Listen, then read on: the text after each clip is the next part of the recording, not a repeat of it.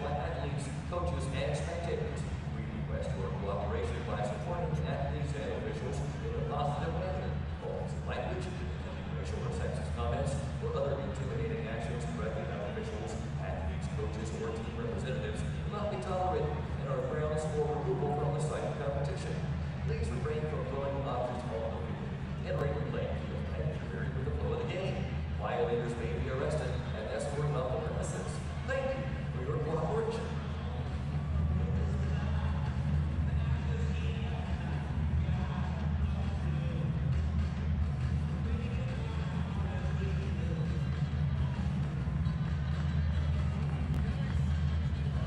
Good evening and welcome to Toyota Field.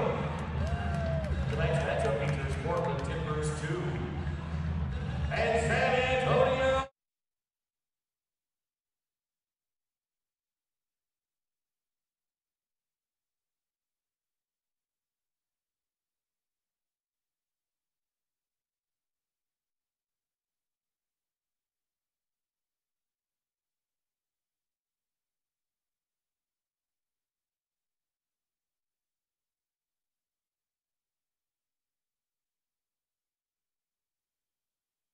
The following is a presentation of Fox Sports. We are Fox Sports. We are Southwest.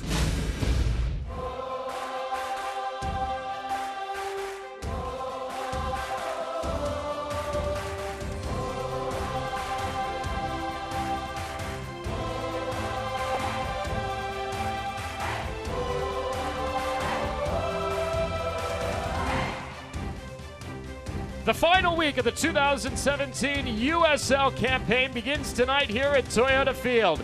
San Antonio FC has already punched their ticket to the USL Cup tournament, but they're looking for more tonight, an opportunity to clinch a home field playoff match with a win. They take on Portland Timbers 2 this evening. We have it for you here on Fox Sports Southwest.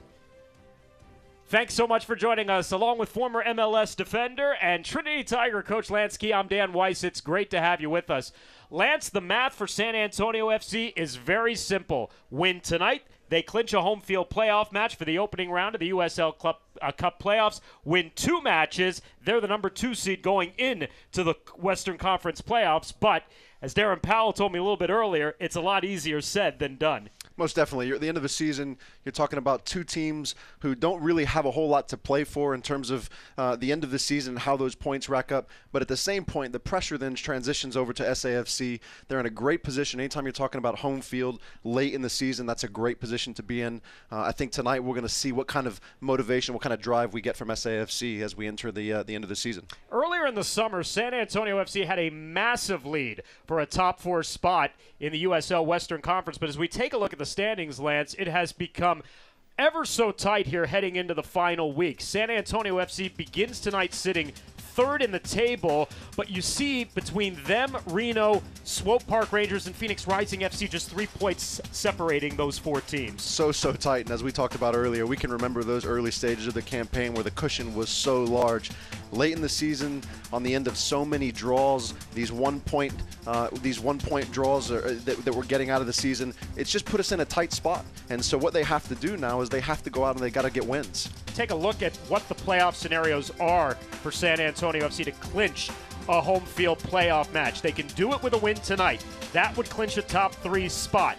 They can also do it with a tie and a Swope Park loss or a draw, and that would get them into the top 4. And as we mentioned before, a win tonight, a win tomorrow, they're the number 2 seed in the conference. So, Lance, it is a historical moment for San Antonio FC because they've already clinched a playoff spot in their second year as an organization. But how important would it be for them to clinch a home field playoff match as well? Well, I think within the context, it's significant importance. You've got to take it out of that context, though, and you've got to really start to focus on what the task at hand is. The task at hand tonight is to go out and perform well, because you're not just looking at the single scenario of tonight's match. You're looking at what that transitions into going into the playoff run. And so certainly historic, certainly a tremendous amount of value. But I think if you're in the locker room for SAFC, you're focused on tonight. You're focused on coming out, performing well, trying to get back to that early season form, and really getting a great performance. The backbone for San Antonio FC all season has been from a guy who wasn't even expected to play at the start of the year. Diego Restrepo, who joined the club late in training camp, was inserted into the lineup in April, and all he has done has become on the verge of becoming the all-time USL leader in clean sheets. He needs one to tie the record. Well, he would certainly like to get that tonight. Undoubtedly, I'm certain that his teammates would like that. I think what Diego Restrepo has done is he's come in and he's given a presence for this team along their back line that even in those matches that we've talked about through the course of the season where they just haven't seemed to have that assertiveness in the attack, he's given them that stability from the back line. You see Tomas Gomez is just ahead of Diego Restrepo from Rochester for the lead in the Golden Glove race. Portland Timbers, too, has not been a good season for them. Just 3 wins coming into tonight's match. Lance, this is a team that is awfully young. They're the youngest team in the USL. But as the United States men's soccer team saw last night, every game matters regardless of record.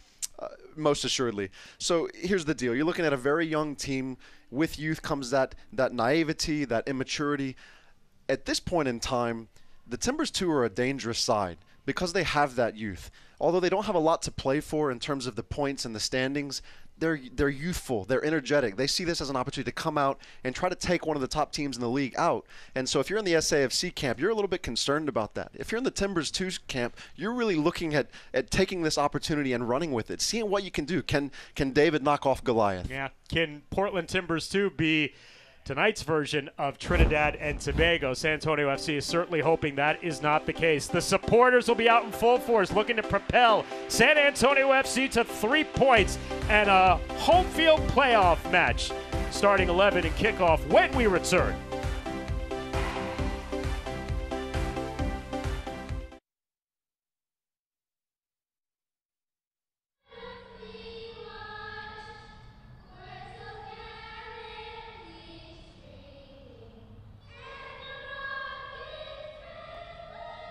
Cool and hot. Ready to relax? Check out our craft beer and wine selection. Classy. How else can we help? That's it. I'll just take these. Thanks. Don't forget the milk! We're your juice, tea, soda, coffee, energy drink, beer, wine, milk, and more store. We're fresh and friendly. We're Corner Store. Look for the silver door, Timmy. All right, here we go. Timmy! What is this place? Welcome to the Spurs Retirement Club. This is nice. Here we have all-you-can-eat HEB Prime 1 steaks. Awesome. And here's your monogram steak, sir. Cooked to perfection. Plus an unlimited supply of creamy creations, ice cream. You get it? Yeah, I get it. HEB Prime 1, just like they serve in the finest restaurants. Gotta crank this party up a notch. When it needs to be ultra exciting, high flying, non-stop action, San Antonio FC Soccer's got you covered. When it needs to be high performing, hard working, high tech, super safe, built for comfort, and surprisingly affordable, Holt Cat has got you covered. With best-in-class cat heavy equipment, engines, generators, and more, plus legendary service and support, and the largest parts inventory and distribution network in Texas. Kick it into high gear with Holt Cat. I'm not the type to say any of this mushy garbage. You know what? I'm going for it. You are completely and utterly awesome. I'm glad you showed up. In my life. I think I'm about to cry. You better not. Every single time I get down. You always have my back. My back. It's really hard to describe. It's like all these tiny little things. Yes, just things. Are actually friendship.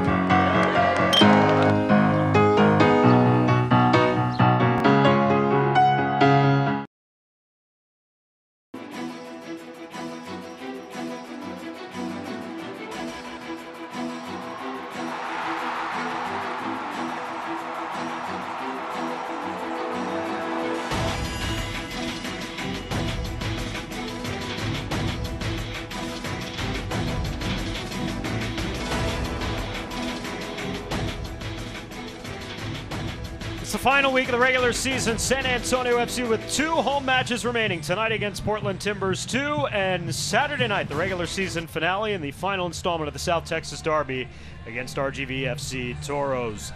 Let's take a look at our starting 11 tonight for both sides, starting with San Antonio FC. We mentioned Diego Restrepo at the top with a record of 11-4-9. And We look, it's a Lance, a 4-4-2 for San Antonio FC tonight, and the two guys up the middle, Ever Guzman, Billy Forbes, very crucial for San Antonio FC's offense. Most definitely. I think it will be interesting to see how they play it out and what they try to do against this young Timbers 2 side and where they try to exploit the space. I think historically, as the season's gone on, we've seen lots of spaces in between the back line of the Timbers 2, and we'll see how those two find themselves in alignment as they attack. Portland Timbers 2 with a record of 3-21-6. Here's a look at their lineup for tonight. Wade Hamilton with a record of 1-4-4 in the net. Two guys to focus on for them up top. Gio Calixtro and Carlos Anguiano, both 17 years old, both products of their academy. Anguiano just turned 17 last month on September 28th. So talk about a team that's young. 20 years old is the average age of this group. Let's take a look at our Methodist healthcare injury report. Matt Cardoni and Rafa Castillo both remain out, and then 3 players tonight suspended. Ben Noonan serving the final game of a 3-game suspension handed out by the USL for his altercation against Rio Grande Valley back on September 23rd. Pekka and Marco Zhang both suspended tonight, 1 game for yellow card accumulation. So it's a different lineup tonight for San Antonio FC here as they begin their final week of the regular season. With Lance Key and our entire crew, Dan Weiss here tonight at Toyota Field. Thanks so much for joining us on Fox Sports Southwest. Second meeting between San Antonio FC and Portland Timbers 2. Last meeting between these clubs, Lance, was almost really the last game in which San Antonio FC was so dominant offensively as they knocked off Timbers 2 by a score of 4-0 in Portland in late April as part of that sweep through the Cascadian region. Yeah, I think certainly a different time in the season. We were seeing SAFC at that time really firing on all cylinders earlier in this campaign. Not so much of late, kind of been limping through this latter part of the season. It will be important tonight for their confidence going into the playoffs, for them to really get things going and find a rhythm in the attack. That night, Billy Forbes scored his 7th goal of the season. Cesar Elizondo scored his 3rd and his 4th. He has not scored, has Cesar, since. There's an entry here for Omar Mohamed into the box, and quickly Portland Timbers 2 on the attack early, and you see some aggressiveness from the visiting side. And again, this is a team with very little in terms of pressure here tonight, playing with house money, as you would often say. There's Darren Powell.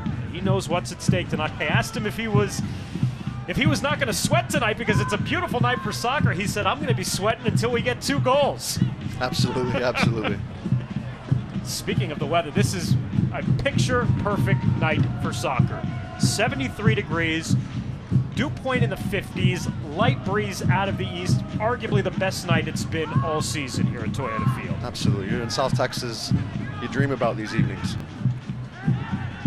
And we're going to get an early call here and an opportunity, a set piece with a handball against San Antonio FC. And already we're starting to see a little bit of that sort of standard SAFC start, a little bit lackluster, not a whole lot of ball retention. Off Ibiaga and Maxi Rodriguez there. So, dangerous spot here for Portland. It's a Timbers 2 club that they were down a man Saturday night against LA Galaxy 2 and scored to equalize late in the match before falling 3-2 in stoppage time. They've surrendered 57 goals against this year. That's a lot of goals. But here, looking to be the assertive of the two sides in the early stages of this game.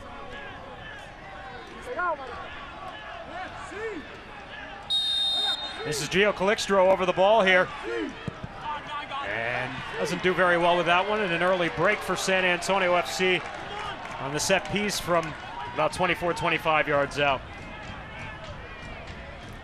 I think as we see SAFC start to find their footing in this game, it will be interesting to see how it is that the Timbers 2 adjust and how they manage. That's where the youthfulness sometimes is really challenged, when those teams are forced to adjust out of their standard game plan SAFC, in order to be able to put the Timbers 2 in that situation, have to do a good job of maintaining possession, of staying organized, finding some combination opportunity in these wide channels to expose their outside backs, put them in some pressured situations. As of right now, it seems really that the Timbers 2 are trying to step out and see what they can do to dictate the rhythm of the game. Another teenager, Harold Hansen, wearing number 45, taking the throw in for Timbers 2 there, working with his fellow teenager, Gio Calixtro, who's already got 2 goals here in his first 10 professional matches, product of their academy system in Portland. They've got 5 players on their academy playing tonight. As Hansen works the combination play to the outside, Russell Cicerone, as he serves it into the area. Well defended away there for San Antonio FC, and that's Andrew Mullen wearing number 2, making his league play debut for San Antonio FC tonight.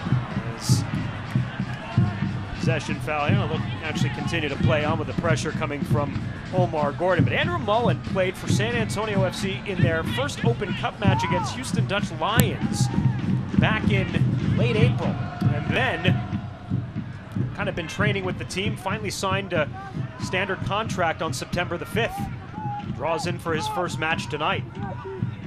Put to the test here in a 1v1 defending scenario.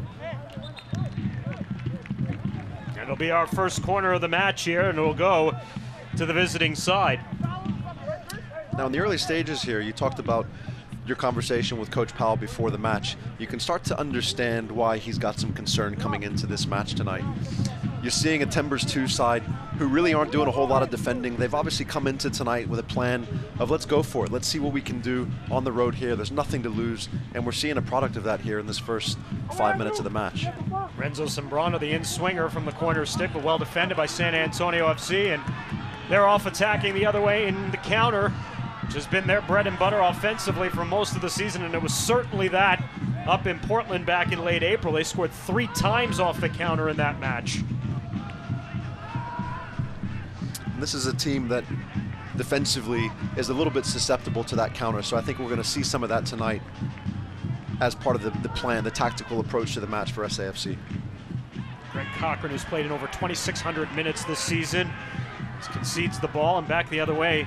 Their own counter here is Timbers 2. Calixtro working back in the midfield. That's Max Ornstill. He's the oldest player in a white kit tonight, 23, and a first-year player at that. Love to see it. It's great for the game to see these young guys get out on the road.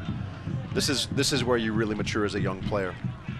Well, and I think the biggest knee-jerk reaction following U.S. Soccer's loss last night to Trinidad and Tobago in their first non-appearance in a World Cup in more than 30 years is going to be probably a lot of focus, Lance, on the academies and the area of 15 to 19 in the age range, and how are those academy players being best served, and are they being best served in the academies, or does their progression into the pro game need to be a little bit more advanced? And that's probably a conversation we could talk about for hours, I'm sure. Absolutely, and one that on record you might want to change tomorrow. It's a situation where there's an obvious need in the States, in the game, to focus on the youth as you start to see the timeout to the next World Cup that we're going to be eligible for. So there needs to be deliberate, an intentional approach to really bringing those young players along to make sure this doesn't happen again.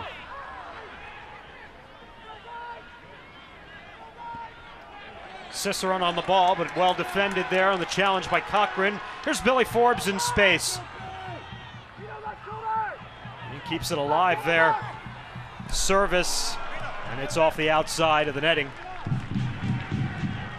Forbes tied Rafa Castillo for the all-time lead in assists, picking up his 7th of the season with the equalizer to Ever Guzman very late in the match to earn a key point Saturday night against Tampa Bay. Yeah, you see Billy there getting himself in the position he likes to be in, those isolated 1v1 situations where he might be able to penetrate off the dribble into the 18-yard box. Just didn't really have a whole lot of product at the end of that. San Antonio FC is back at Toyota Field Saturday night against Rio Grande Valley FC. It's the regular season finale. Kickoff set for 7:30. Tickets start at just $10. Go to sanantoniofc.com or call 444-5MLS for more information. third and final installment of the South Texas Derby. With each team winning on the other team's pitch. San Antonio FC won the season opener late March down in the Valley. And back on September 23rd, it was RGV stealing a 1-0 win here at Toyota Field. Omar Gordon with a good ball to the outside for Tierpak. Into the area and defended away. San Antonio FC will reset back on the ball with Ryan Rashandel playing in the holding midfielder spot tonight in the absence of Pekka, who's again out because of card accumulation suspension tonight. And for Ryan Rashandel, it's already his 11th match of the season. Maxi Rodriguez, and he'll earn San Antonio FC's first corner of the match. Really a lovely ball in there from Greg Cochran. Just got some space inside the attacking half. A nice clean service in to the box there. Maxi Rodriguez just not able to get a whole lot out of it, but a corner, a set piece in this opportunity. And one of the things that the Timbers too have not done a great job over the course of the season is defending these types of set pieces. Not particularly assertive in defending and attacking the ball from the defensive side of the ball. Omar Gordon will deliver the first corner store corner kick for San Antonio FC tonight.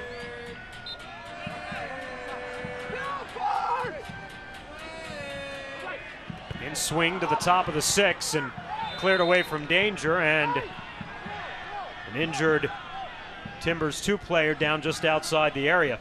That's Renzo Zambrano. He was able to get back up. You're going to see a really good service in here from Omar Gordon. And a great job really of attacking the ball, getting up and getting numbers in the right place. Just weren't able to get a good clean touch, but not a bad look for early in the game. A couple of better efforts in the final third there for San Antonio FC after Portland Timbers 2 really opened the match the first 5 or 6 minutes with really a lot of the possession. And ironically, for a team that only has 3 wins on the season, Lance, they're a very good possession team. 52% for the season and almost 80% passing accuracy. Well, listen, as a coach, as a player, it's always a lot more fun to have the ball. But there's the one thing we like to tell our players is there's a difference between having possession for the sake of possession and having possession with a purpose. And if you've got a lot of the ball, but you've only got 9 points off of 3 wins over the course of the season, you want to find a little bit more purpose in how you go forward and what you do with the ball in those attacking third scenarios. But again tonight, really dictating the flow of the game here in the first 10 minutes. You see some pretty poor defending from Billy Forbes on the left side, and a decent service across the face of the 6-yard box. Yeah, Harold Hansen putting that one across the face of goal, and Restrepo gave chase there as it harmlessly rolled outside the area. But early in the match, possession really has favored Timbers 2 here. And to your point, it has been meaningful possession here so far in the first quarter hour. There's another good play. Carlos Anguiano trying to play to the top of the area. Well defended by maybe the defender of the year in the USL, Sebastian Ibiaga. He really has been class throughout the season. He's been such an important and integral piece of that back line. We talked earlier in the show about how important Restrepo's been and what his presence has been in that back line. You can't say one without the other. Ever Guzman drawing the foul on Russell Cicerone. Sebastian Ibiaga leading the USL in clearances, over 180 during the course of the regular season. He'll be up for Defender of the Year, no doubt. Diego Restrepo will be up for Goalkeeper of the Year, no doubt, in the USL. There was a time when Billy Forbes would have had a pretty good shot at the Golden Boot as well, based on his start to the season. Like San Antonio FC's offense, it has kind of leveled off here over the last couple of months. Ibiaga in space. And Lance, the longer, I know we're still early in the first quarter hour, but the longer this game goes 0-0, it's clearly to the benefit, don't you believe, of Timbers 2? Yeah, I think it is. Certainly as we get into the later stages of the game, I think at this point, there's not really a clear advantage one way or the other, and I think in terms of SAFC, they're trying to find themselves. As we talked about, there's a number of changes in tonight's lineup, and so there's going to be some adjustment period in that. But at the same point, to your point, yes, as the game continues to stretch and there continues to be a little bit less than ideal attacking not really getting some good goal scoring opportunities, then at that point, yes, it can certainly become concerning.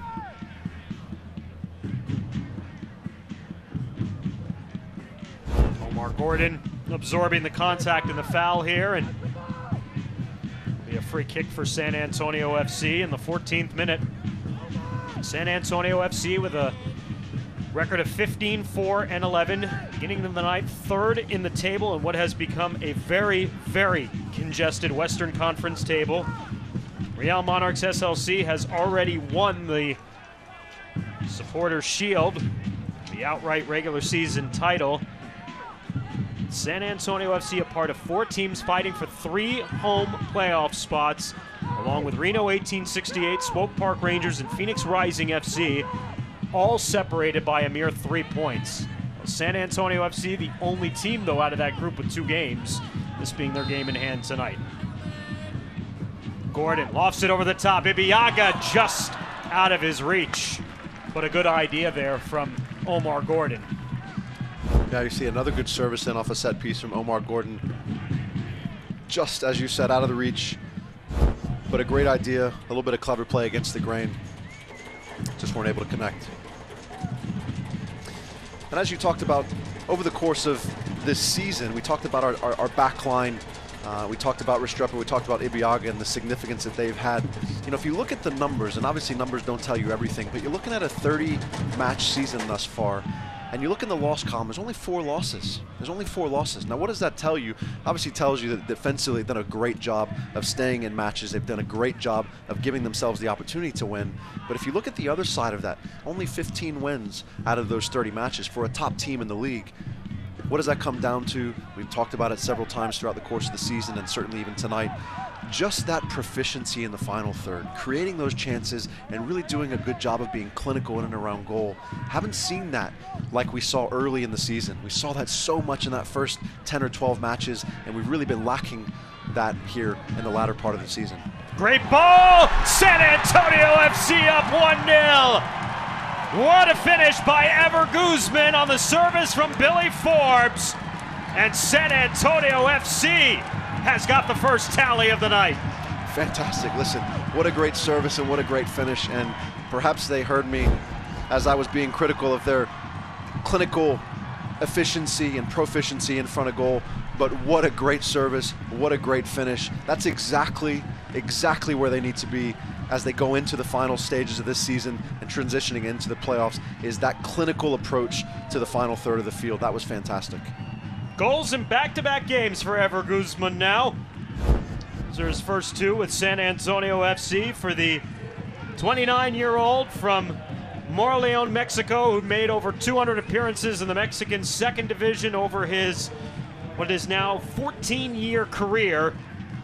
And that is a huge opening goal for San Antonio FC, who has not lost this season when scoring first. It's the 18th time in 28 matches where San Antonio has scored the opening goal, and they are 14-0-3 in their previous 17. And on the flip side, Portland has not won this season when conceding the first goal, 0-17-1. Tonight, that was certainly going to be the balance. Could Portland keep SAFC at bay, or could SAFC break down that back line? You know, I think we talked about early in the broadcast tonight, something that Portland has not done a fantastic job with was their organization in defense, and we saw there Guzman be able to slip. Just missing, going the other way with a glorious opportunity as the strike went wide from Max Ornstill. To finish that thought, Ever Guzman did such a great job of slipping in between those defenders. And here we see a little dribble penetration, slipping in between defenders and just missing that left post. But a decent response. Yeah, Hornstill was pretty upset with himself because I think he thought he had a better look at it than what he ended up finishing. Hornstill, who played at UC Santa Clara, and as mentioned earlier, he's the oldest player playing for T2 tonight. Meanwhile, that's Omar Gordon, who's a little shaken up there in the midfield. He's able to get back up here. Ever Guzman in the 16th minute with his second goal from Billy Forbes, who gets his 8th assist this year. And for Forbes to go along with his 9 goals, that's now 26 total points. easily the most in a single season in San Antonio FC's brief history, and Forbes has taken over as well as the all-time leader in assists with the 8th helper. Tierpak trying to make a move to the top of the area, and then the service back for Forbes was impeded coming through the midfield.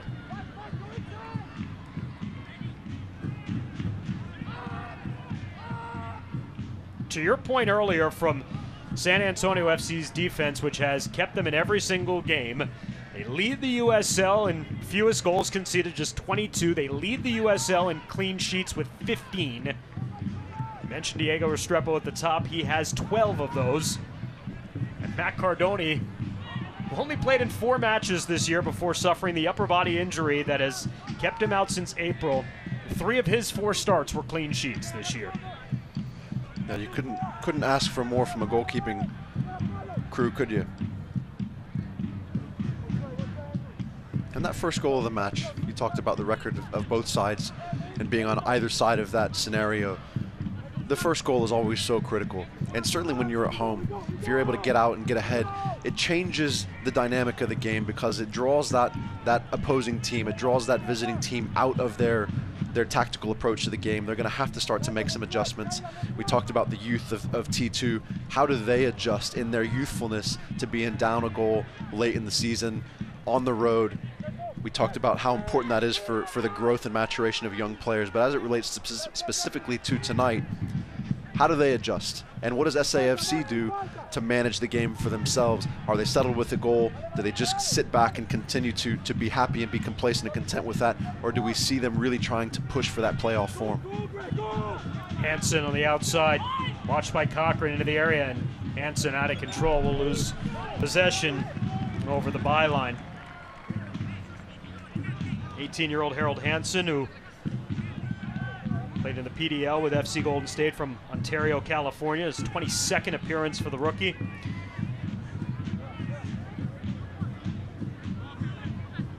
Their most experienced player from just a big game standpoint, Bill Tuiloma, has played 5 seasons, but he's only 22, but he has 20 caps with the New Zealand national team. Tuiloma wearing number 52. He was actually, Lance, the first ever born New Zealand player to play in the French First Division, played with Marseille for the last couple of years before coming over to Portland. Here's Cicerone as he comes wide, again with Cochran. And Cicerone concedes possession. Maxi Rodriguez drawing into the starting 11 tonight for San Antonio FC because of the absences of Pekka and Marco Jean. And we'll get the foul, although it'll be on Maxi Rodriguez in his battle there with Renzo Zambrano. 6th start this season for Maxi Rodriguez in what is his 15th appearance for the 22-year-old rookie who played at UNC Charlotte for the last 4 years. Yeah, poor decision, a fatigue decision to go to ground there. So Zambrano will take the set piece here. Diego Restrepo barking instructions. Good delivery. Oh, what a save by Restrepo. The flag had already gone up. That was an excellent delivery, though, by Renzo Zambrano. And slightly displeased Diego Restrepo with his back line there, allowing the T2 players to sneak in, even though it was offside.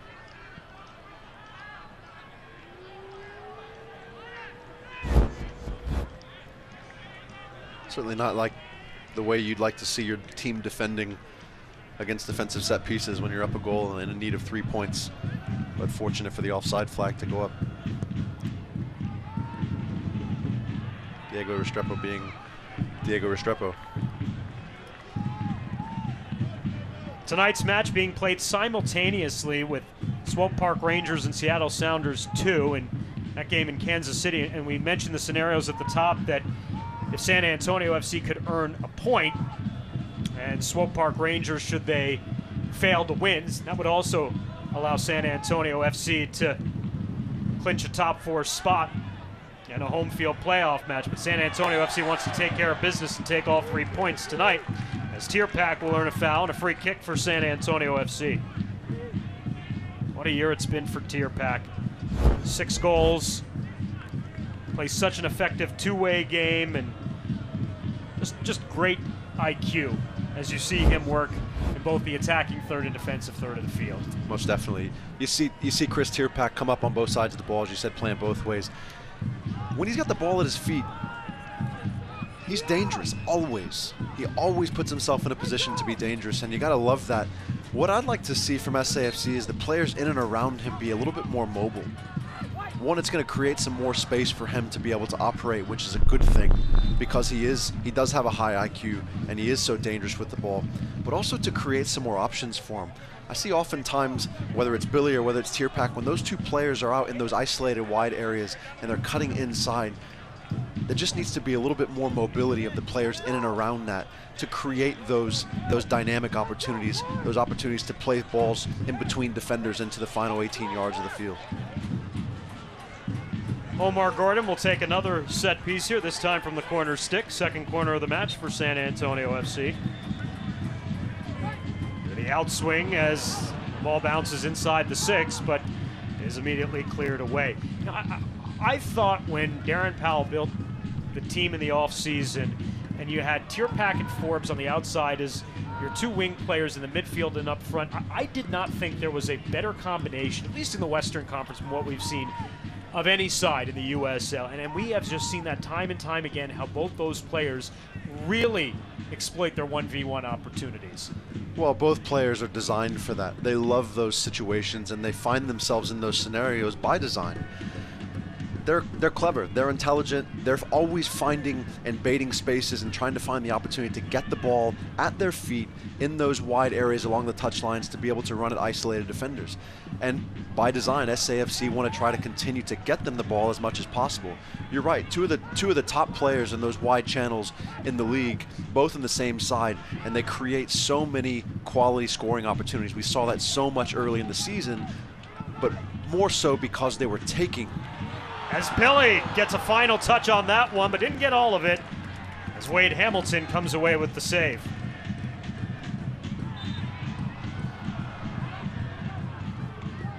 We see a great service end. And really some pretty good movement. I think Billy caught a little bit surprised. Wasn't sure that ball was going to get all the way through, but would love to have that one back, most definitely. He's got to try to find that form he had early in the season. You know, San Antonio FC, again, if you go back and look at the numbers, as a team that, you know, goes to crossing services, they're not the best in the league. They haven't effectively completed so many crosses, 70 for them as we begin play tonight. But tonight they've been very effective on those crossing patterns and plays, and they've been finding, as you like to say, those channels there in the box that have given them great opportunities, including the goal here so far. Listen, crossing and finishing is one of the most effective ways to build and develop your attacking presence. Two players who we've just got through talking about in terms of really liking those areas, love to find those isolated situations. That's what you want from them. You want them to be able to get themselves in position to get around the backside of the defender, get down to the end line and put those services into the box.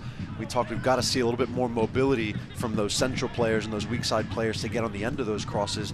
But two players who are so capable of creating their own space off the dribble and both have a great service into the box. Like to see that, again, continue to develop here late in the season as they prepare for their playoff run. Seattle Sounders, too, has taken a 1-0 lead on the road in Kansas City over Swope Park Rangers. 30th minute there, 28th minute here. San Antonio FC up 1-0. We'll get a goal kick for San Antonio and Diego Restrepo, as Marco Farfan was challenging into the box there.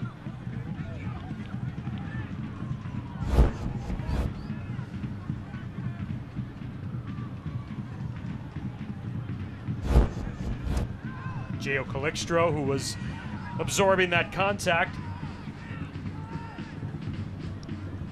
San Antonio FC will press on here as we approach nearly 30 minutes complete tonight at Toyota Field. Ever Guzman has the last two San Antonio FC goals. His beautiful finish inside the area in the 16th minute as the home side ahead. And now Omar Gordon running that right side, looking for another. And he'll at least earn San Antonio FC their third corner of the match. We just got through talking about crossing opportunities. That really was a great chance for Omar Gordon to continue to carry the ball down to the end line, draw the keeper to the near post, and be able to slip that ball. At that situation, they really did have good numbers in the box. Just didn't get the right timing from that service. Omar Gordon really came into the spotlight with the Jamaican national team during the Gold Cup this summer. Played in that final game against Team USA, which the Americans prevailed, but immediately after that, signed with San Antonio FC. Left-footed Billy Forbes, great in-swing to the top of the 6. As it's headed along, it'll come outside the area. Ryan Rashandle, as he works back for Cochran, and San Antonio FC will continue to possess. Good patience. See that reversal, get the ball back out to Billy against the touchline in the position that he likes to be in. And sometimes we've seen Billy change from the left side to the right side. More so in the second half, I think, when Darren sometimes notices that offensively things may not be working well. He'll switch Billy and Chris up and put Billy on that right side a little bit just to maybe throw a wrinkle into the attack. And at times it's worked as he's found spaces going up against the outside fullback who wasn't defending him maybe in the first half. Yeah, Billy's got the ability to play really anywhere in the park along that attacking organization. And so when you have a player that has that type of ability, you want to allow it to be fluid. You want to allow him to go find the spaces where he's going to be able to operate. And so you're going to see lots of that from him. And here you see Omar Gordon here on the left-hand side. That's important. That versatility is important with your attacking group. You want to see that. As long as they become stagnant, it becomes very easy to defend. So as fluid as they can be, and as interchangeable as they can be, it's always going to create challenges for a defensive organization.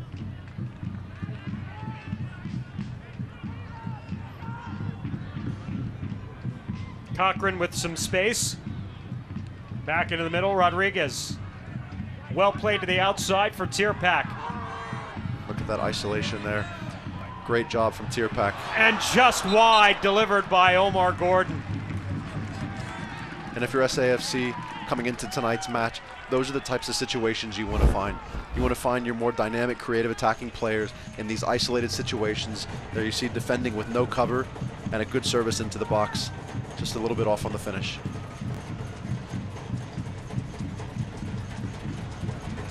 It's an interesting formation tonight for Timbers 2 second-year head coach Andrew Greger, because he's playing 3 defensemen in the back tonight, but of those 3 defenders, only 2 of them are natural defenders. He's got Bill Tuiloma playing on the back tonight, and Max Ornstill, who's actually more of a natural wing back, is playing up front in the midfield a little bit. So, you know, I think when you're 3-21 and 6, you try to find something that might work a little bit, gives you an opportunity to tinker.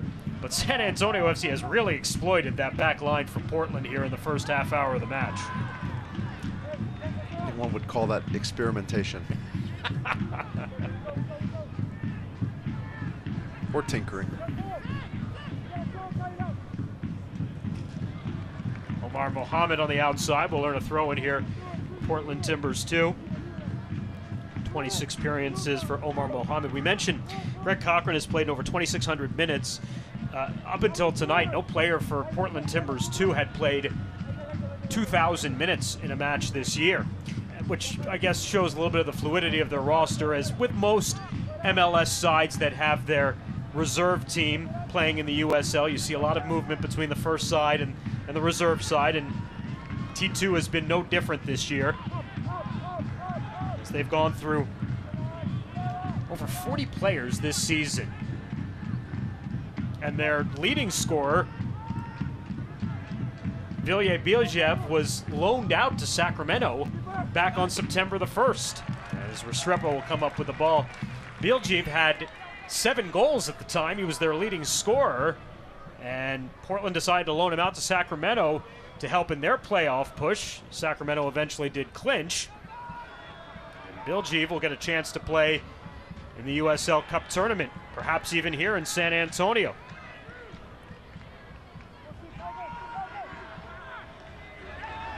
Omar Mohamed hit from behind. And we'll learn, again, another dangerous free kick opportunity for Portland. And this is a few of them they've had just outside the area so far in the first half. Mohamed did a good job of getting something out of the end of a situation there that was likely to end in not much. That's Andrew Mullen again, who's making his USL debut, his second overall match with San Antonio FC. Mullen, 22-year-old, who played collegiately at Southern Illinois Edwardsville.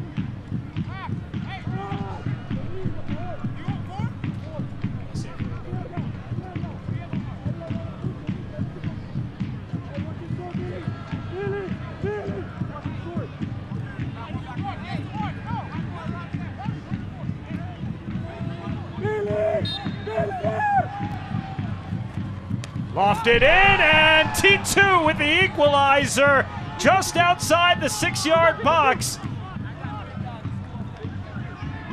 As it comes from Bill Tuiloma, the New Zealand native, in the 35th minute. You see the opposite end. I mentioned earlier, they don't do a great job of attacking the ball from defensive perspective, but they do a very good job of attacking these attacking set pieces. Very much a mindset in how you handle set pieces. He does a great job of just rising up here, getting on the end of a ball, redirecting it on frame. Poor defending, really, from SAFC, not tracking players.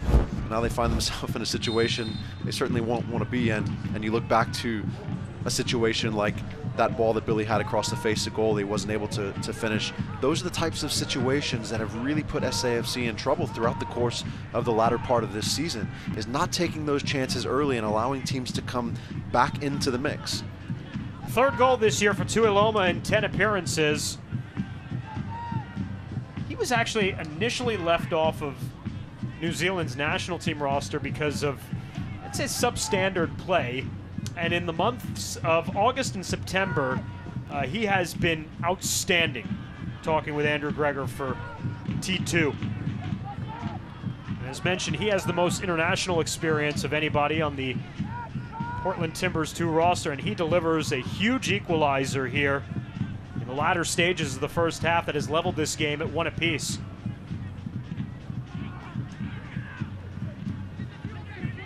And it has been a, Lance, I think you'd agree, just a very, very open game, structure-wise on both sides. There seems to be a lot of space and plenty of opportunity for both sides to really do what they want attacking-wise in the first half. Really has been. It looks like a match where both teams came in saying, let's see what we can get in the attacking side of the game, and we'll live with what we give up on the defensive side. Which ironically is typically not the blueprint for San Antonio FC in this season. Now the question is, can they try to revert back, I think, a little bit more to their defensive ways, and at the same time continue all the good things they've done in the attacking third.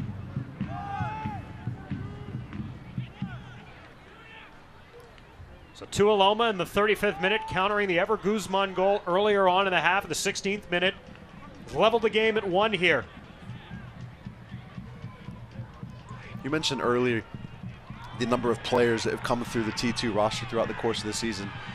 And I think for perhaps the fans that maybe are not aware of the organizational dynamics of a Major League Soccer franchise versus a franchise like SAFC who's not feeding a full side, that's going to happen. That's a situation that you wouldn't see here simply because of the organizational dynamic. There you see a late challenge from Omar Gordon.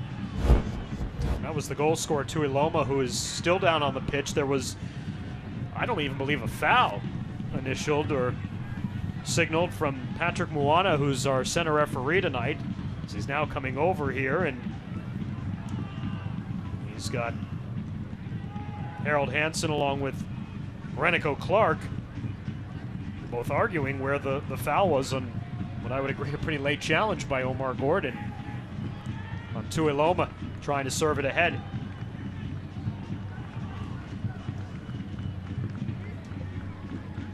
Yeah, Omar Gordon there, just a little bit of a late arrival. Tuiloma doing his best to make something out of perhaps a loss of possession. We'll see what the center official does here. Has he awarded a free kick?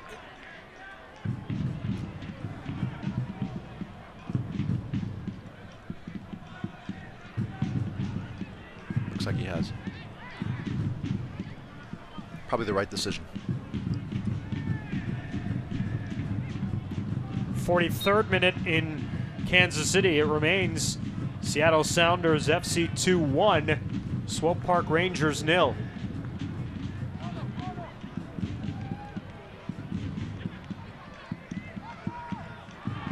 And they play on as Gordon goes down on the challenge from Renico Clark.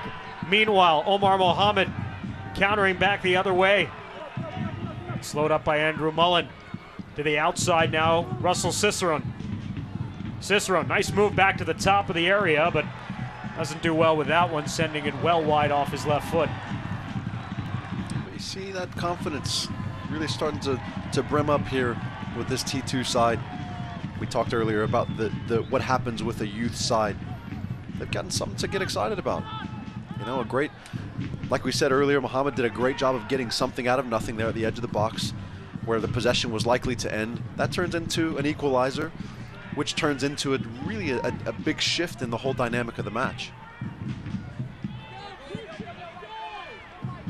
Tierpak, San Antonio FC playing the final 5 minutes plus any stoppage time here in the opening half in a level game with Portland Timbers 2. Just a mere 15 points in the standings this season. Forbes stripped from behind. Harold Hansen will push the counter the other direction for Mohamed. He's got Carlos Anguiano running side by side with him. Mohamed right around Andrew Mullen. Mohamed just wide of goal there. It's been a crash course for Andrew Mullen running that fullback on the outside, trying to counter what Omar Mohamed has done here in the first half, and it really hasn't gone the youngsters' way. No, he didn't do well there. Found himself in a bad position, dove in at the wrong time, and was left to watch.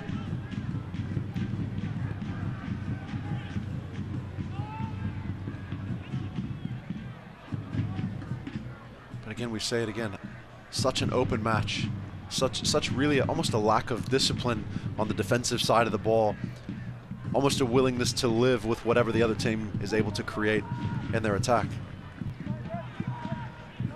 And because, again, we wouldn't normally say, well, that's a surprise, but with such a structured team like San Antonio FC, it's odd to see such an open, fluid match, particularly in the first half, where oftentimes San Antonio FC has been pretty content to play 0-0 through the first 45 minutes.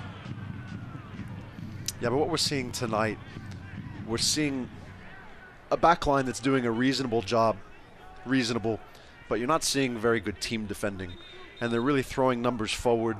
They're attacking with 5 and 6 players, really getting forward into one horizontal line from touchline to touchline, and aren't maintaining great shape. So therefore, in transition, there's tons and tons of space, which is putting the backline in a tough situation. 56% possession for Portland Timbers 2 at this stage of the match. 52% for the season. San Antonio FC 47%. By the way, tonight's match being played on a Wednesday in the final week. This is a match that was originally scheduled for August 26th.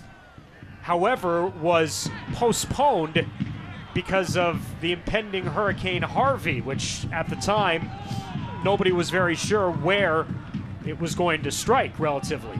So, proactively, the USL decided to postpone the match, rescheduling it for the final week of the season.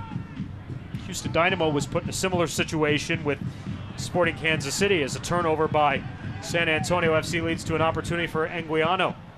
Anguiano, Mohamed, again just outside the area. To the outside, here comes Marco Farfan. Anguiano.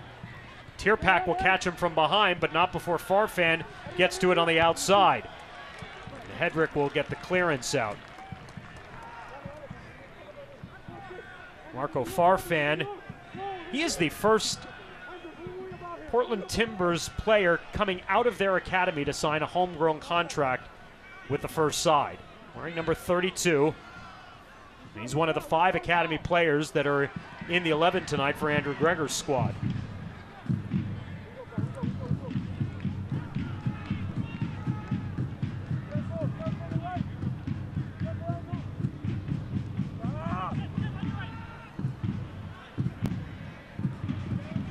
What a challenge by Cochran as he'll win the ball away. Billy Forbes on the counter. Ever Guzman trying to lay it along for Omar Gordon, but getting back defensively. It was, again, the goal scorer, Bill Tuiloma, who, again, is playing in a defensive role tonight. Something that we haven't seen very much from him in his appearances with T2. And just look now. Take a freeze frame in the middle of the park. Look at the space on the midfield. Again, both sides really not doing a great job of keeping any discipline and organization. And so that's what you're seeing this open game, because there's so much space in that midfield. There's always a transitional opportunity. It's exciting soccer for the fans, but I bet for the coaches it must drive them crazy. At this point, you're wondering, did anyone pay attention to what I said at the beginning of the match?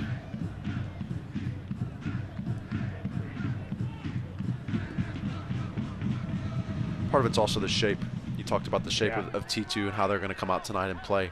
That's going to change things a little bit. It's just going to organize people on both sides of the ball in a little bit of a different scenario. So the game's going to play out a little bit differently. Nice play there by Cicerone right by the touchline. And Hansen, the challenge from behind, will earn the free kick. We'll get 1 minute of stoppage time here at the end of the half. And what is a 1-1 match so far here in the first half against San Antonio FC. 3 points clinches them a home field playoff game. They can achieve that a couple of ways tonight. Don't necessarily need the 3 points, but Aaron Powell would certainly like all 3 of them to not leave the fate of his team in somebody else's hands.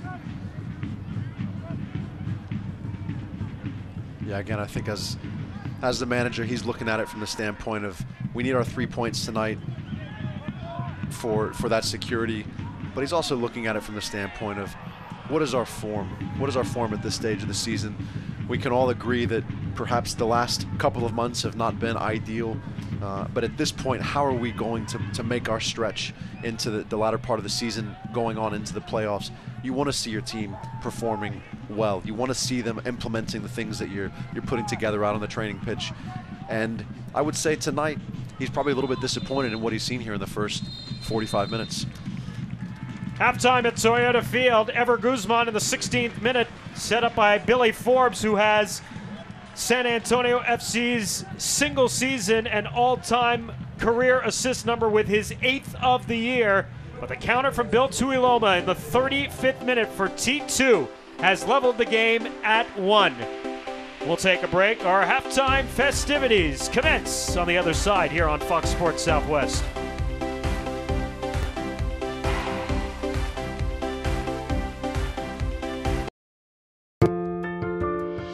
They start so small, but bring big life changes. They are now your entire world. And that's why buying a home, protecting your assets, and setting up your family's future requires the right planning and expertise. Your cargo is precious, and your journey is just beginning. It's your story, and we can help. SWBC.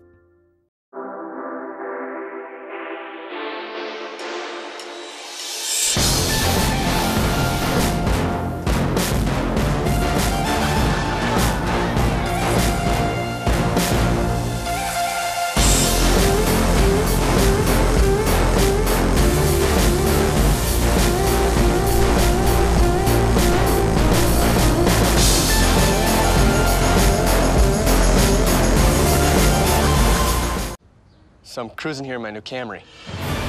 You know, just following the nav's predictive traffic. That's when I saw smoke coming from the pet store. I called 911 on the Bluetooth and began the rescue.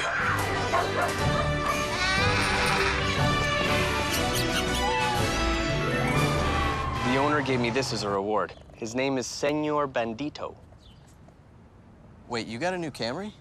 The 2017 Camry with sporty looks and the latest tech. It'll surprise a few people. Toyota, let's go places.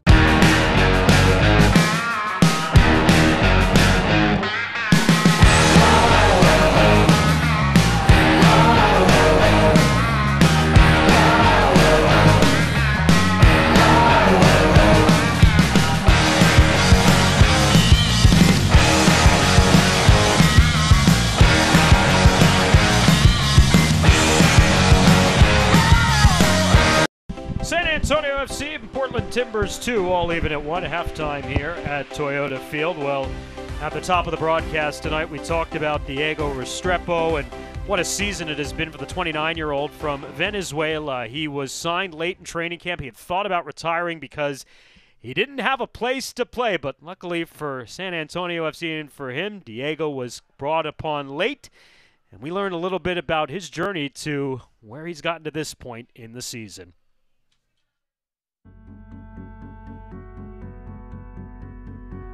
So they say goalkeeping is a special breed. Not anybody can do it, I think. I personally believe that you have to have a different mentality to the game and a different mentality to life. It's a position where basically you're all alone. Obviously start most of the practice by yourself with your goalkeeper core. You know, you have no range of mistakes or margin of errors. You just have to try to always be at a 99.9% accuracy of all your actions, because that 0.1% can let you down and can cost the game. As you mature and get older, you see the game different. You appreciate every minute that you get, even if it's during training or during a game.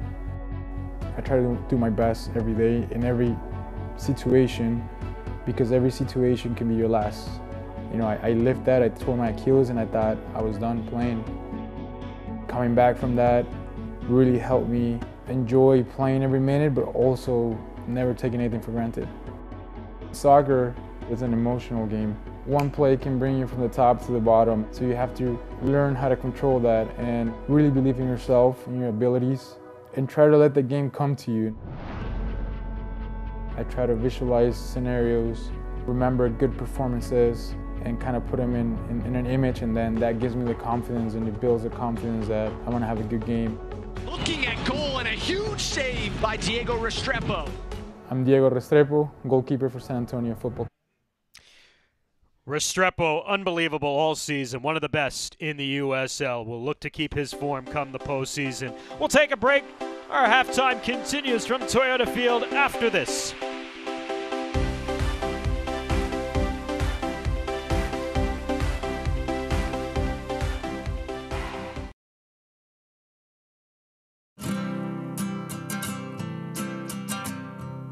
Every day across America, excess food is gathered by a network of good people at local food banks, giving hope to millions of children who struggle with hunger. They've earned their wings, and you can too. Together, we can solve child hunger. Support Feeding America and your local food bank at feedingamerica.org. We cannot be bystanders. We can stop to make sure someone is okay. We can warn someone when their drink isn't safe. And disrupt the situation. We can. Get someone the cab. Or walk them home safely. We can make campuses safer for our friends. Our roommates. Our classmates. Our fellow human beings. We cannot be bystanders. We can. Intervene. It's on us. All of us. Learn how and take the pledge at itsonus.org.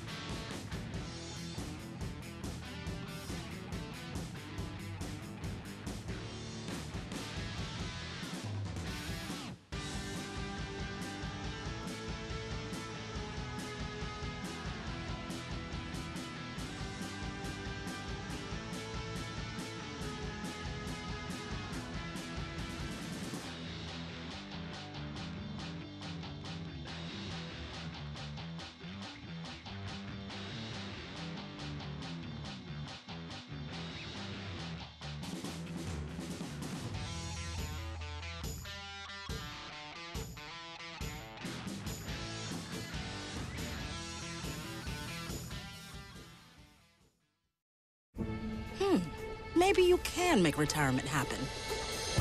After all, you made home ownership happen. Homeschooling yourself on loans, beefing up your credit score. So I'm pre-approved. You were like, yes! Sorry. Color coding listings, ticking boxes, and flushing every toilet in a 20-mile radius. Home sweet home. You aced house hunting. Now get the tips you need to get on track at aceyourretirement.org. They said I have troll teeth. That my voice sounded like a possessed baby doll. That no one would ever love someone as stupid as me. That I was fat, ugly. Disgusting. The effect of bullying is potent. We will no longer be the silent majority. Now, when you see online bullying, there's something you can do about it. We're gonna take action with the I. I am a witness. I am a witness. I am a witness. I am a witness. I am a witness, and so are you.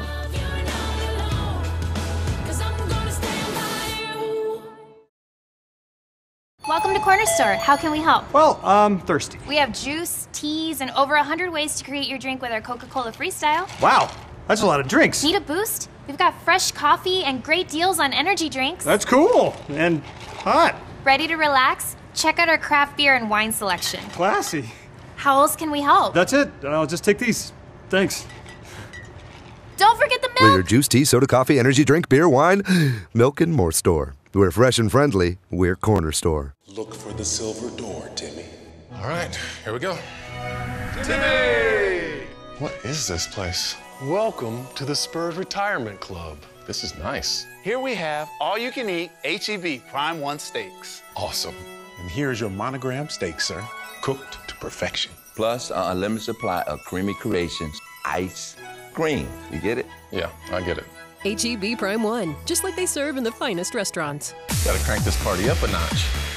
When it needs to be ultra exciting, high flying, non-stop action, San Antonio FC Soccer's got you covered. When it needs to be high performing, hard working, high tech, super safe, built for comfort, and surprisingly affordable, Holt Cat has got you covered. With best-in-class cat heavy equipment, engines, generators, and more, plus legendary service and support, and the largest parts inventory and distribution network in Texas. Kick it into high gear with Holt Cat. I'm not the type to say any of this mushy garbage. You know what? I'm going for it. You are completely and utterly awesome. I'm glad you showed up. In my life. I think I'm about to cry. You better not. Every single time I get down, you always have my back. It's really hard to describe. It's like all these tiny little things. Yes, yes, things. Are actually friendship.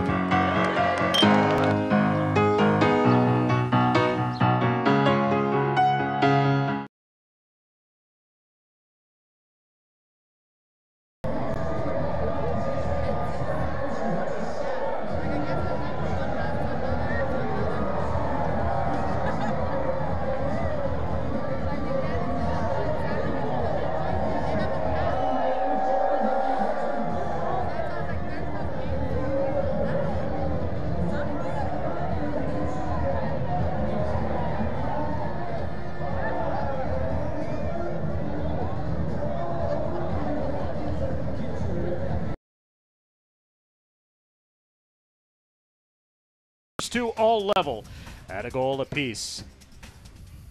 Thanks so much again for joining us, along with Lance Key, our entire crew. I'm Dan Weiss. Pleasure to have you along here on this Wednesday evening. Lance, San Antonio FC very well aware of the scenario to clinching a home field playoff match, and their start was excellent tonight. They scored in the opening quarter hour of the match, but it's been a very loose soccer game from both sides tonight, which has made for some entertaining soccer, but on the same end, probably a little bit tough to watch for the coaches, too. Certainly so. There's not been a whole lot of team organization really on both sides. We talked about at moments during the match, the entire part of midfield is wide open without anyone standing in that space. So there's so much transitional opportunity, which is what we're seeing so much of during the match thus far. Both teams in the defensive end are able to transition quickly to counter, and so we're starting to see a very open-ended match. Not a whole lot of team discipline, not a whole lot of team defending, and some interesting creative attacking play from certain individuals. San Antonio has been great in the final third of the field tonight. As we take a look at our first half highlights, Billy Forbes collects his 8th assist on a beautiful crossing play finished by Ever Guzman. That's such a nice job, Billy, getting into the space where he likes to be. A great early service, bending away from the goalkeeper. Ever Guzman doing a great job of slipping into that space between defenders, and really a clinical finish. Guzman's second goal in as many matches, but it was countered later in the half. Omar Mohamed won a free kick, and Renzo Zambrano would just lift this one over the top, and Bill Tuiloma climbs the ladder to equalize.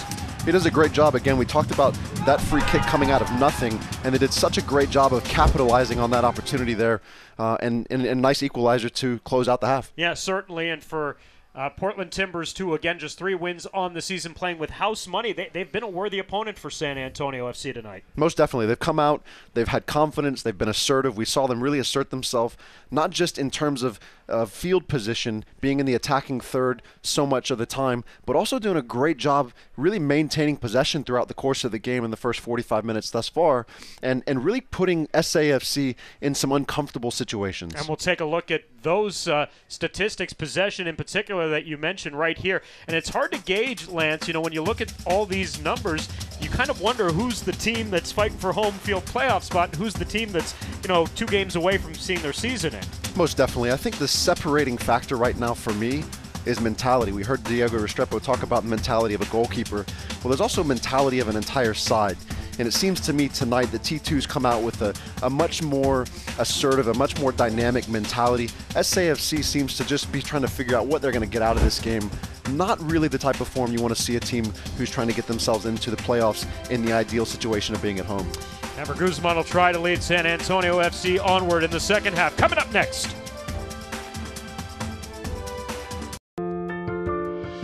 They start so small, but bring big life changes. They are now your entire world. And that's why buying a home, protecting your assets, and setting up your family's future requires the right planning and expertise. Your cargo is precious, and your journey is just beginning. It's your story, and we can help. SWBC.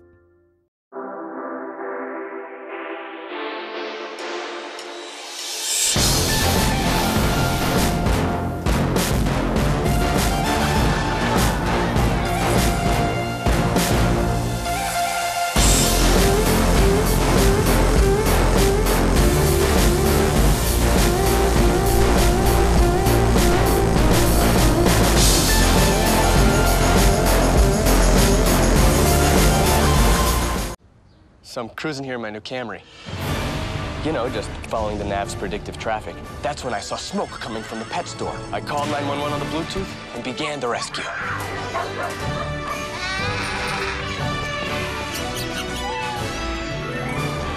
The owner gave me this as a reward. His name is Senor Bandito. Wait, you got a new Camry? The 2017 Camry with sporty looks and the latest tech. It'll surprise a few people. Toyota, let's go places. Second half underway at Toyota Field, along with Lance Ski, our entire Fox Sports Southwest crew. I'm Dan Weiss. Great to have you along here on this Wednesday evening. San Antonio FC and Portland Timbers, too, all even at a goal apiece. San Antonio FC opening the scoring in the 16th minute. Ever Guzman getting his second goal, but countered by Bill Tuiloma in the 35th minute of the first half. Tuiloma getting his third goal in 10 games since joining the Portland Timbers side. And we'll see how things unfold here in the second half. See if San Antonio FC can regain some of the form defensively here that made them so effective in the first half of the season, and for really much of the season for that matter, from the defensive side. And an early substitute here in the second half is Michael Reed, the captain, although he's not the captain tonight because he didn't start. He comes on early in the second half in place of Maxi Rodriguez. Meanwhile, Billy Forbes in the area, trying to go 1v1 on the outside, and well defended by Russell Cicerone coming back.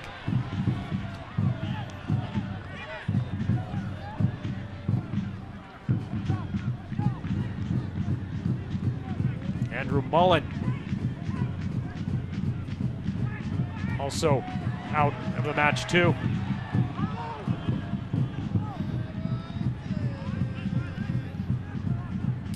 It's always interesting in these situations to see how teams come out of the locker room after the time to reorganize.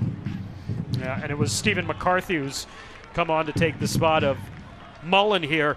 So you had Mullen and Maxi Rodriguez playing the first 45 minutes, and now Stephen McCarthy, who's been a starter for all but 2 games this season, coming on for the 25th time this year, and Michael Reed, who has started every match up until tonight. This is his 25th appearance, first time he's come in as a substitute, and he comes in at halftime. So I think Darren Powell, understanding the urgency of the situation here, going back with a couple more veteran players here to begin things in the second half.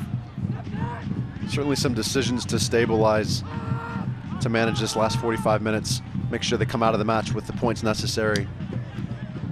Well, the 1 point for sure, that would be essential. And again, it'll depend on what happens in Kansas City to see whether or not that's good enough to clinch a home field playoff match tonight. But it's the 3 that everybody wants. As Hedrick in the box trying to get a handle on this.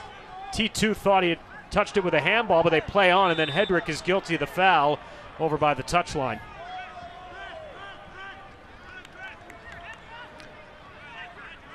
Unfortunately, a get out of jail free card there given by Hedrick.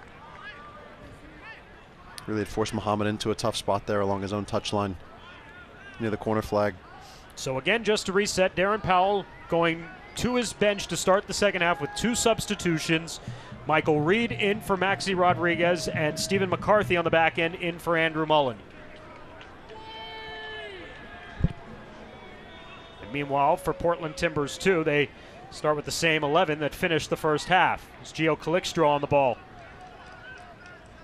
He'll serve it back to Renico Clark. 3rd season with T2. They became a USL side in 2015. And like many of Major League Soccer sides, taking advantage of placing their reserve side in the USL and getting plenty of young players some good quality professional action.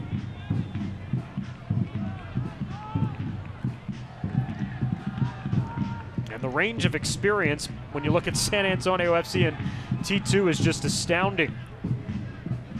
For San Antonio FC players that are in their late 20s and early 30s and playing on a side that some guys could be 15 years their junior. That's right. That's right. It really is such a young side from T2. And you'd like to see here in the second half, if you're SAFC or an SAFC fan, you'd like to see that experience and that maturity start to play out and manifest in this match. Here we see Cochran getting around the left-hand side down that touchline for Billy Forbes. Something we talked about in our own conversation, but not on the telecast. Not a whole lot of that thus far from Cochran tonight, and something he's so good at. He did not make a lot of those overlapping runs in the first half, and I'd be curious to see if they draw that up a little bit more, especially because he is so effective on the cross from the outside. Forbes can't return it to Michael Reed there in space, and Harold Hansen in possession as tries to counter upfield with Calixtro racing, but McCarthy will get back to the ball and return to Diego Restrepo. Opening minutes of the second half.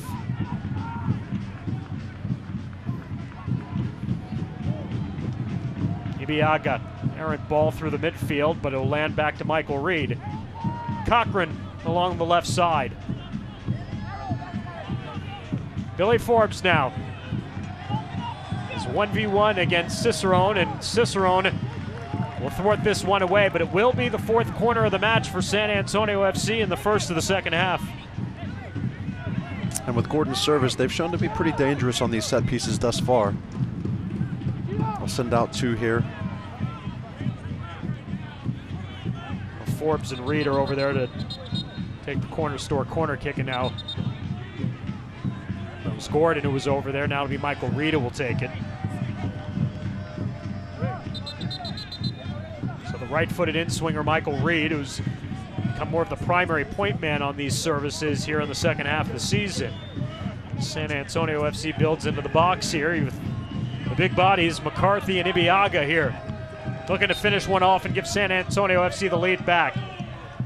A deep ball from Reed, and it's Renico Clark who gets under it ahead of McCarthy.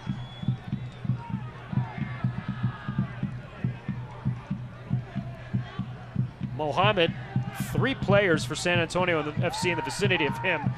He was clearly the engine for T2 in the first half, running that left side.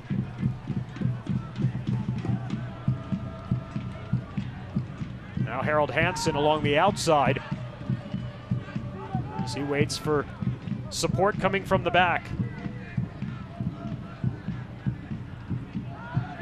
I give credit to T2. Very comfortable and confident building out of the back so far in this game, as there's a possession won by San Antonio FC, but Rashandle can't lead Forbes in space down the left side. They really have. They've displayed a lot of confidence, I feel like, from the opening whistle. I talked about it a number of times, how they started the match and how confident they did so, how much time they spent in the attacking third, and I think that plays into their favor. When you've got a young side who's seeing some of that early success, that's going to continue to build, and we saw that take place. Swope Park Rangers has equalized early in the second half. Moloto in the 48th minute, and it is 1-1 in Kansas City now. Now, if that result were to hold and this result were to hold, still clinches a playoff, home field playoff match for San Antonio FC, but I feel there's a long way to go right now. A very long way. And we're going to get a handball here against T2 on the outside. Near the byline there from Renzo Zambrano committing the infraction. You see some of the soccer IQ you mentioned earlier. Chris Tierpak really in a 2v1 situation, not a whole lot to do with it, but the creativity, being clever and trying to get something out of very little, and he did exactly that. Now you've got a free service into the box. Reed, who just took the corner a moment ago over on the far side, coming back over here opposite side of goal now to take this an important free kick for San Antonio FC here in the 55th minute. Yeah, that last service, the last delivery of Reed, not so ideal, hung up there nice and high, really didn't put them defensively in a challenge. That was a little bit better service, just no one on the end of it.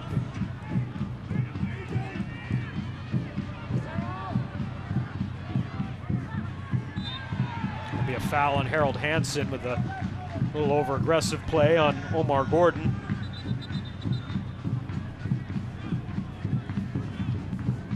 We'll get our first substitute for T2, Kyle Bjornthen, who leads the team in minutes, will come on for Marco Farfan. And this is actually an interesting substitute in itself, because Bjornthen, a defender coming on for the midfielder Farfan, who's been playing along the outside on that fullback spot where Bjornthen would usually play tonight, but another defender goes in here for Andrew Gregor's squad in the second half.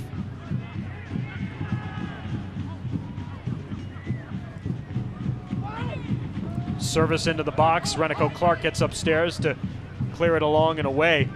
You know, we have not really mentioned, since the goal by Ever Guzman, Wade Hamilton, the keeper, very much for Portland tonight. Not a lot of challenging good opportunities for San Antonio FC once they get to that final touch, Lance. They really haven't had to make the keeper work very hard. Yeah, they've been relatively dangerous in terms of creating some scenarios, but the final piece, that final component, just not there on most of those opportunities. Beyond, of course, the Guzman goal, which was a thing of beauty on the finishing end of that service from Billy Forbes. That has San Antonio FC with their lone goal tonight. Bill Tuiloma with a lone goal for T2 on the counter. And here's Kyle Bjornthen. Nice combination play as he works upfield with Renzo Zambrano. Mohamed putting it off Hedrick, but back to Bjornthen, and looks like it went off Mohamed's hand, and that'll get the whistle, and possession back for San Antonio FC.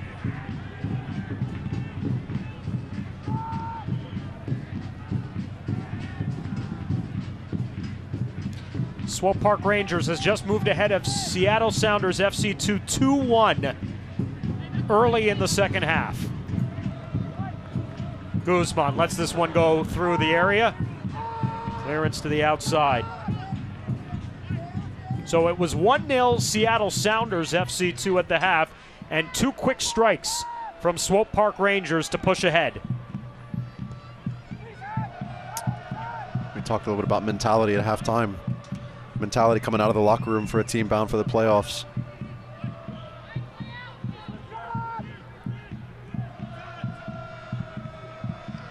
Rashandle. Cochran. Forbes. A little more organization for San Antonio FC here. McCarthy. Gaps are a lot better here to start the second half. Let's see what they can do in the final third. And Hedrick will earn another corner for San Antonio. Now you're absolutely right. The spacing in this first 10 to 12 minutes of the second half here has been much better than what we saw. A lot more discipline, a lot more organization, a lot more design to what they're doing.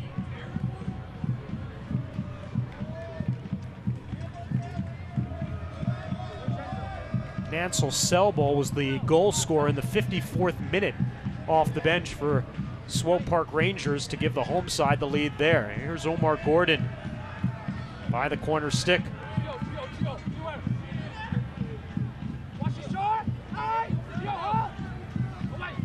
A shallow service, and that's going to be well, let's see here. The assistant pointed to the goal. The center referee, however, pointed back to the flag. Looks like it'll be another corner for San Antonio. Read on the first corner or two of the half, and you see Gordon back on it. Just a different delivery. The ball from Gordon comes in with a lot more pace. That's a great in swing to the top of the 6. Slid in front, McCarthy! No, he knew he could have done better with that one right there. Yeah, certainly would like to have that back.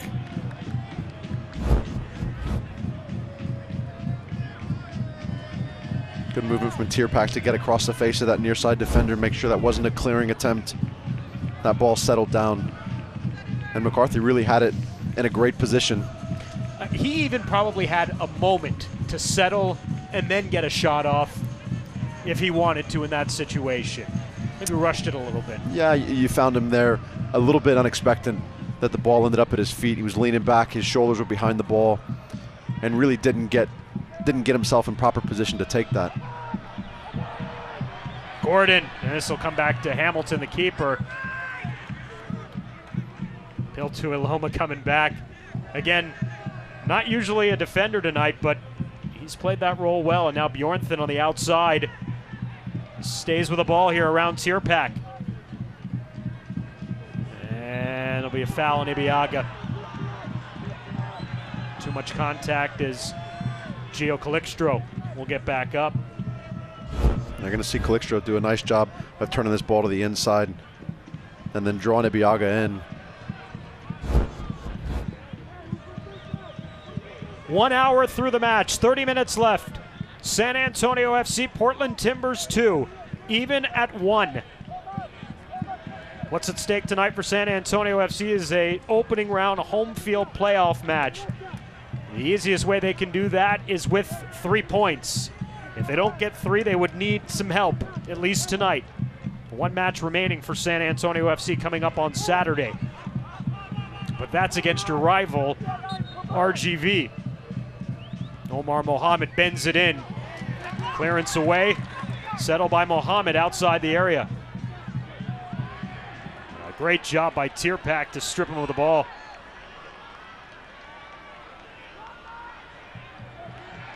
Tierpak makes a couple of nifty moves to get through Mohamed and Calixtro upfield. Tried to force it through. He was lucky it came back to Reed. And now San Antonio FC on the counter themselves. Forbes. Great move into the box. Forbes goes down. Play on, says the referee.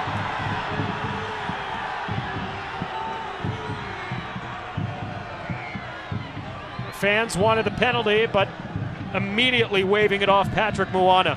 It's going to be interesting to see this the second time. Of course, we get the luxury. Center official doesn't. That's a trip. That could have very easily been a penalty for sure. You've certainly seen that called a penalty. Another situation just like it. Again, you're seeing the danger of Billy Forbes when he wants to get in those isolated situations, taking defenders on. He's so good at it, so proficient at doing that. Like to see him do it more, really. Hansen, as he makes a move on the 1v1 against Cochran, comes into the area, and it forces Ibiaga into a clearance to the outside. That was a pretty move there by Harold Hansen, the 18-year-old. Well, here again, here's Billy Forbes attacking, and it was Hansen who got him with the right foot there. I don't know. So we play on, still level at 1. I think there was just slightly too many theatrics involved in that situation. The ref wasn't buying it. Zambrano. Cicerone trying to turn. Good job there by McCarthy. And again, here's Billy Forbes. San Antonio FC's got some numbers pushing forward. Forbes in stride. Forbes. Just too much dribbling there as 2 players collapsed on him, and the ball taken away by Tuiloma. You saw that situation start early, and it was such a great scenario for SAFC, breaking into their own attacking half. They had good numbers.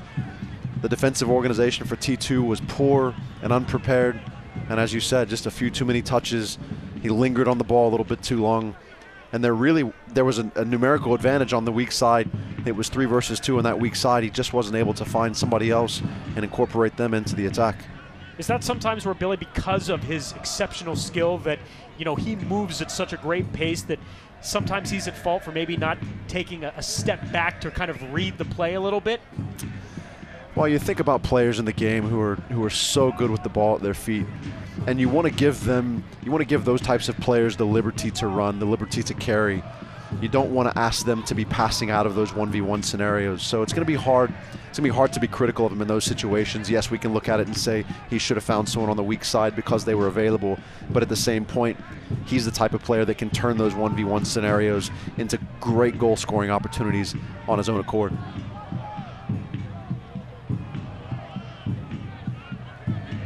Cochran with the run.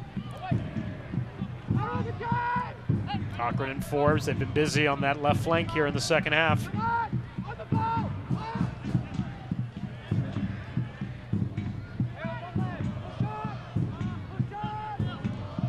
San Antonio FC exhibiting a little more patience here now.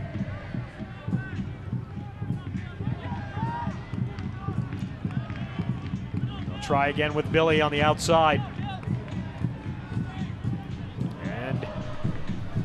Billy this time can't get one through, so it's a goal kick here for Wade Hamilton.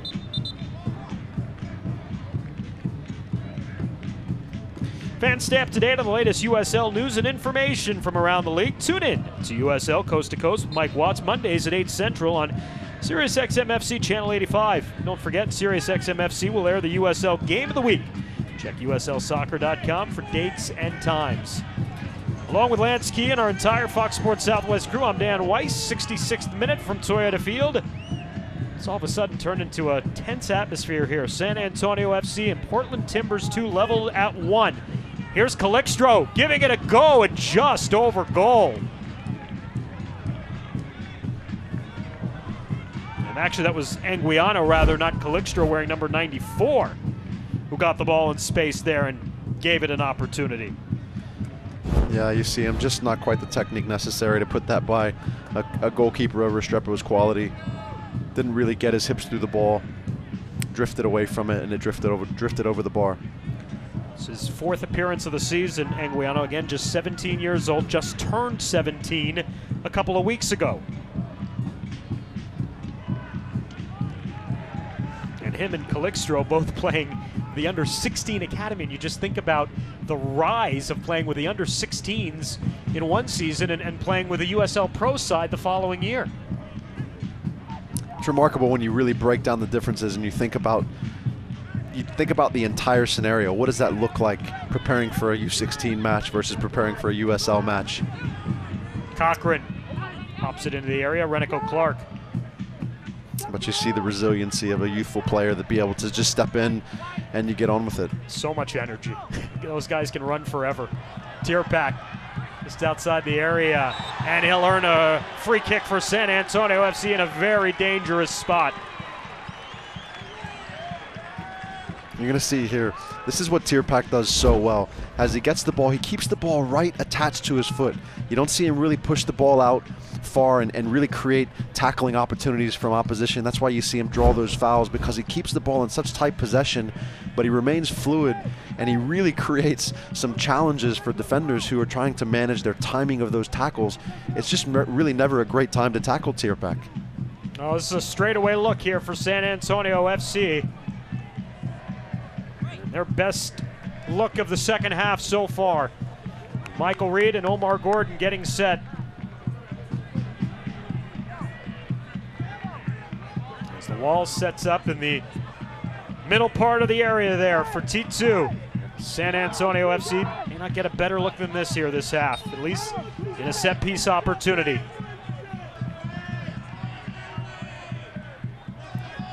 Reed just wide of that far post. Didn't miss that by much at all.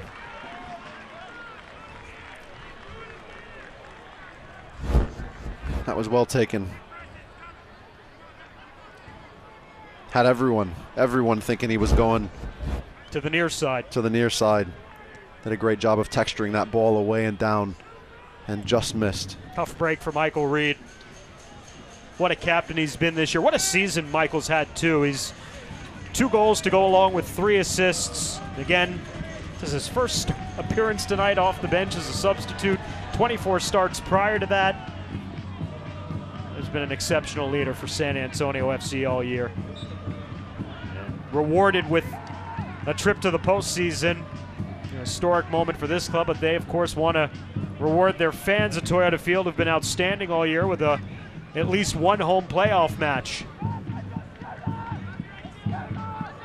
Another good movement from Ryan Cochran down the left-hand side.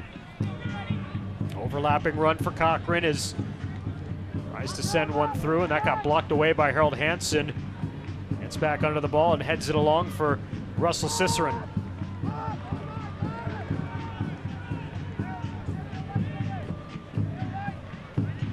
This one intended for Billy Forbes, gets away from Sebastian Ibiaga.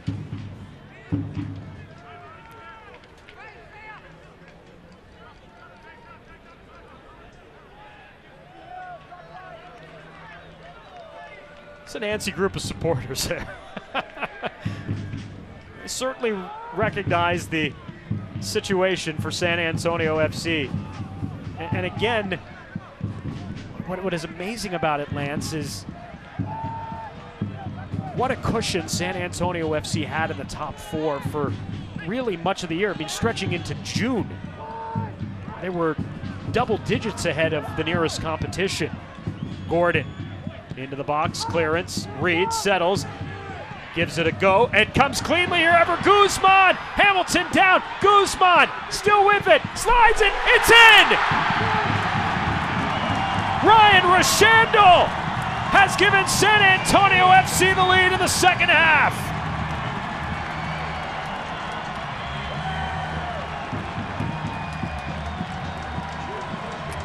That's one that'll make the supporters happy. That was really, really good composure you see there from Ever Guzman. Really a ball that sort of arrived by accident, but he did so well to maintain his composure, pick out a target, and from a finish, he couldn't have put that anywhere better than he did. What a great finish that was to the near post top corner. Great composure.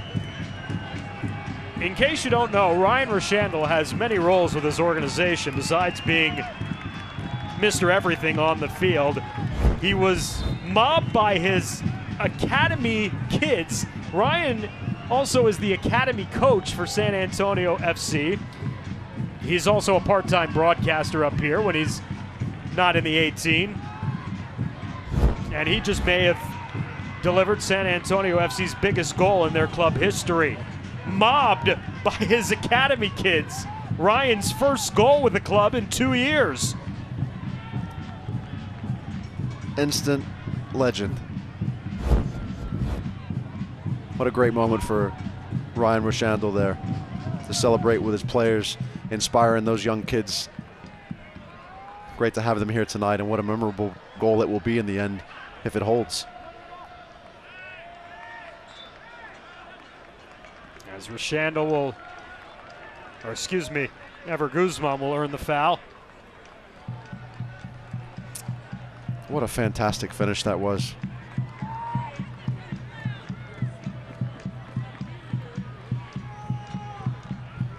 And you just think about a player, and Ryan, who, you know, he comes to practice every day, and then after practice he goes and he coaches the academy kids. I've talked to him numerous times where, you know, he gets here. He, by the way, also lives in Austin, so he's driving down. He usually gets here about 6:30, 7 o'clock in the morning. His foul will be on Sebastian Ibiaga, upending Omar Mohamed. And then Ibiaga walked over Mohamed there.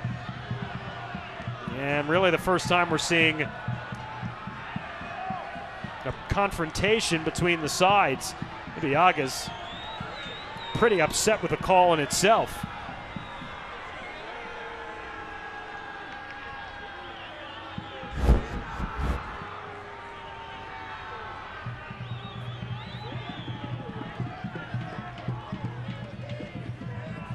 I could understand why. Played the ball, and I mean, his penetration took him into Omar Mohamed, but got to the ball first. Again, we have the luxury of seeing it a second time, but that was clearly not a foul. Augustine Williams coming into the game, taking out Gio Calixtro as 17-year-old's night is over, and Augustine Williams, who's one of their better players up front this year with 2 goals, will come in. 20-year-old from Sierra Leone. Meanwhile, here's a set-piece opportunity for T2. Not a lot for them in the second half. After San Antonio FC grabbed the lead in the 71st minute thanks to Ryan Roshandel.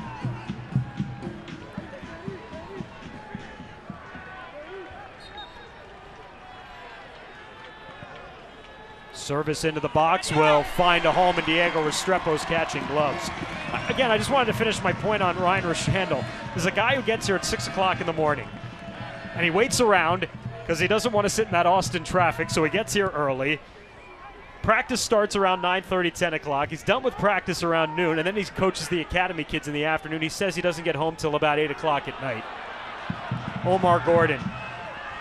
Oh, just nearly punched in by Ever Guzman. Slightly parried away there by Wade Hamilton, the keeper. That was a very important touch from Hamilton there. Did a great job of extending, getting out and getting a glove to it. Because the waiting Ever Guzman was sure to make it 3-1 if he hadn't been there. Mohamed into the area. Mohamed just gave it a go-over goal. You know, if you think about what you described in Ryan Roshandel and the lifestyle that he lives, he really is living the lifestyle of a true professional. And you think about the example that he's setting for these young academy kids who are hoping to be wearing that kit in their future. It's just a great example. You love to hear stories like that. And here we're going to take another look at this class finish from Roshandel, just off the underside of the bar, and then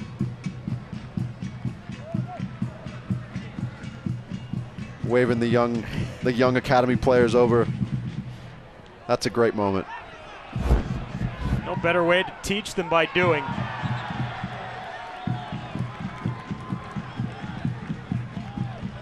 And here's a time you're looking at the last quarter of an hour of the match. What does a team, what does an experienced team like a SAFC do in terms of their game management? Certainly a situation you can find yourself in the playoffs, being up 2-1 at home. Can you preserve, can you manage the game well enough to get on to the next match? This will be an important exercise for them. These are exercises you can't create. They have to come naturally. So this is great exercise for Coach Powell and his side. Trying to see the final 15 minutes or so through here to get the 3 points and a top 3 spot in the USL Western Conference playoffs. Gordon.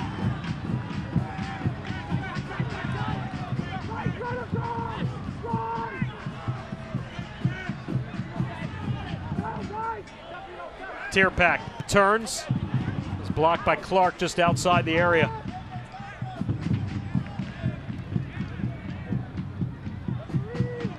Job by Reed there as he wins the ball away from Anguiano. Into the 78th minute at Toyota Field. San Antonio FC striking in the second half. Ryan Rashandle's first goal in 2 seasons with the club. And right now standing is the biggest goal in club history, has the home side ahead.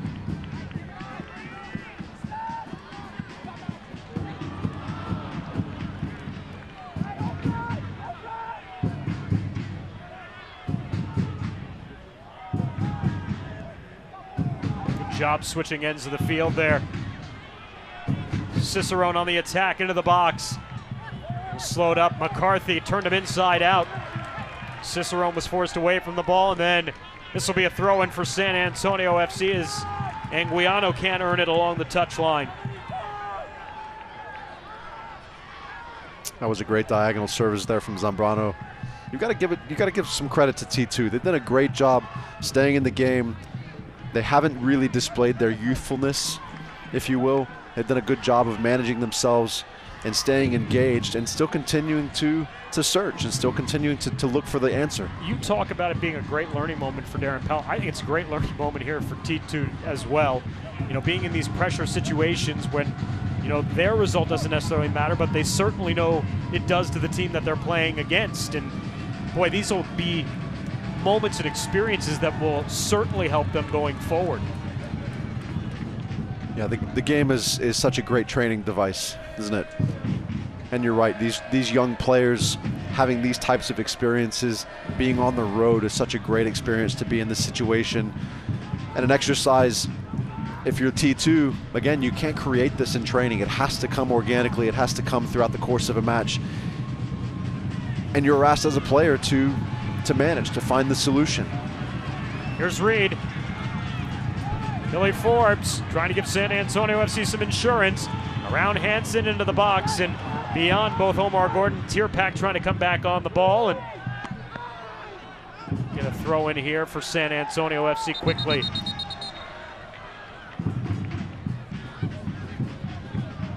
And now center referee Patrick Moana is going to bring Max Ornstill to him. Ornstill might have had a not so pleasant word perhaps for the referee. It's interesting how the game's been reffed tonight. You know, no cautions, nobody's gone into the book. It obviously hasn't been a very physical match to that matter either, with, again, a lot of the openness that has been displayed for the most part up until at least lately here in the second half. Anguiano, nice ball to the outside. Good little sneaky run here by Zambrano, who's been really good tonight, along with Mohamed on the left flank. Ryan Rashandle, though, comes away with the ball.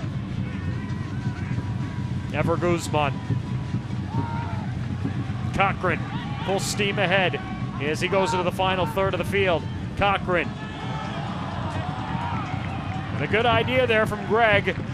Is a little bit more aggressive from San Antonio FC, trying to put the final nail in T2's coffin here tonight. You see Cochran in a great situation, the ones he likes to be in. As he reverses out there, you see there's not really anything, there's no mobility in the box for him to play onto the end of, so resorts to cutting inside and trying to put it on frame himself.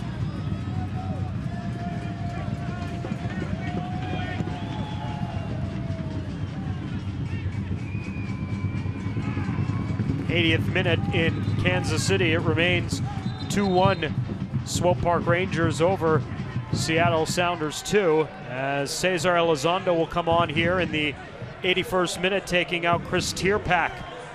Another good match tonight for Tierpak.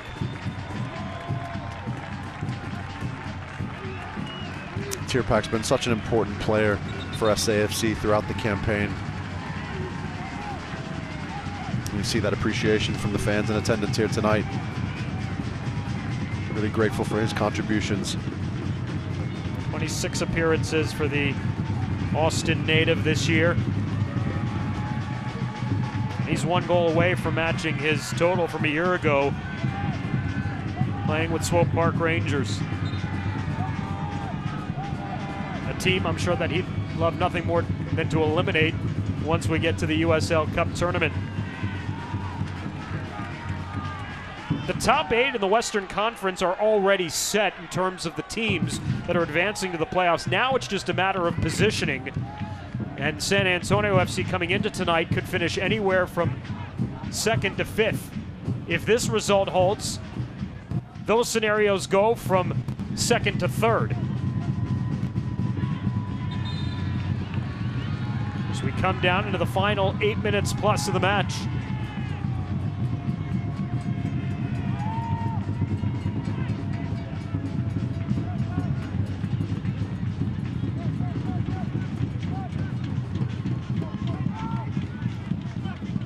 We talked about at the start of the second half here, the stability through the changes made by SAFC at the back have really, to me, been a big difference here in the second half versus the first half. They've looked so steady, so confident along their back line, got the experience along the back four, and that's created a great platform for SAFC to really be able to push forward with confidence. Their attacking players have been able to release and be confident in the fact that their defensive line is in shape, they're organized, they're experienced, and they really have done a great job of managing things in front of them throughout the second half here.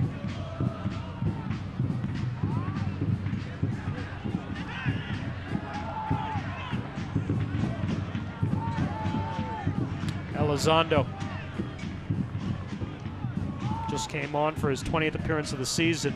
San Antonio FC, to your point, and you talk about the numbers speaking out to it, they were down 57-43 possession in the first half, and it's now a 50-50 possession game, but they've also really opened it up in terms of their offense, as sitting at 9 total shots for the match after just 3 in the first half, and just the 1 on target.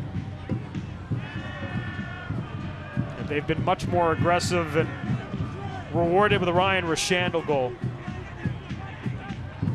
Well, in particular, down the left-hand side, we talked about Cochran really, up until the second half, hadn't made any forward movement. And the combination with him and Billy Forbes there along that left-sided touchline, the first thing is Billy requires so much attention from the opposition. Defensively, they have to pay attention to him. And so when he finds himself in those isolated situations and he starts to go at that outside back, it creates such a great bit of space for Cochran to get into around the left-hand side. And he's so confident and so good as he gets down to that end line and serving balls into the box. We've seen him do it time and time again throughout the course of the season. They're so complementary to each other as SAFC look to go forward on the left-hand side.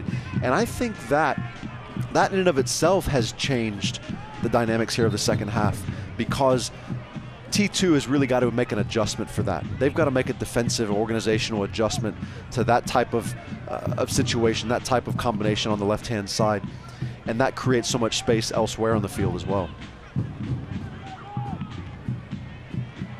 Forbes coming back here for the ball. It's taken away from him, and look out as into the area, and a little over-aggressive Augustine Williams barreling over Stephen McCarthy. That young man is hungry here in the second half. He'd love to get the equalizer as he comes in off the bench.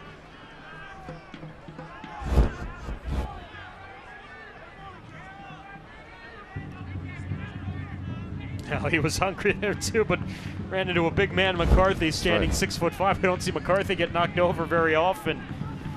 But I really do. I love your point there. I think just the change in philosophy. But again, I think a lot of it is personnel too. And when you're playing a couple of guys that are not in your starting 11, and 3 guys that you expect to be in your 11 come playoff time, Ben Noonan, along with Pekka, maybe Marco Zhang, who's been really good here over the last couple of weeks of the season. You get a little bit of that, I guess, unfamiliarity to start the match, but it really is settled in San Antonio's favor here in the second half as Guzman slips it back to Billy Forbes, tried to turn back to the inside, and it was knocked away. And what you don't know, coming out of the locker room, you can very easily imagine the scenario where Coach Powell's asking Cochran, listen, sit back a little bit. We've got some youth and Andrew Mullen on the right-hand side of defense. Let's not get overly assertive down that left-hand side and expose us along the back line. And so perhaps just that alone really kind of reined him in there in the first half, whereas organizing back to a more experienced, more of their standard back line, if you will, has given Cochran the freedom to really get forward. And it's just so fun to watch him go forward, isn't it? And in that case, absolutely. And in that case, a lot of credit to the coach, too, for sensing the adjustment needed to be made and not wasting any time. Sensing, let's make the substitution right at the start of the second half, which is usually something Darren doesn't do.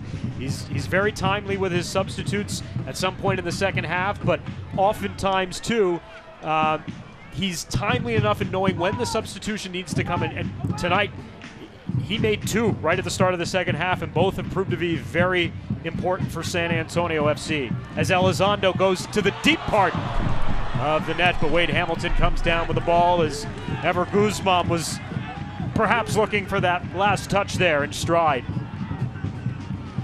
Well, listen, you don't go through 30 matches and only lose 4 on accident. So to your point, I think the decisions and the organization, the management of the SAFC staff, you can certainly imagine all of these things being by design, and as they implement, having success. Guzman didn't miss by much and then got tangled up in the webbing there. Meanwhile, this match isn't over yet, and here's just the second corner of the night for T2 by the near stick. Shallow service and dangerous ball down, but Reed comes away with it and gets it out of danger. San Antonio FC still needs to see through the final couple of minutes here to earn the 3 points in a home date here at Toyota Field in the opening round of the USL Cup playoffs. Augustine Williams knocked away from him. Gordon. And he loses possession. Cicerone back into the box, slips it across, well defended by McCarthy. A strike from Tuiloma couldn't get through to the net. Settled by Hansen, and now a little pressure from T2 down the stretch. Williams along the outside. Offs it over the top. Nguiano can't settle. San Antonio FC trying to counter back. Hansen gets leveled by Forbes and is down. Certainly accidental from Billy, didn't mean it.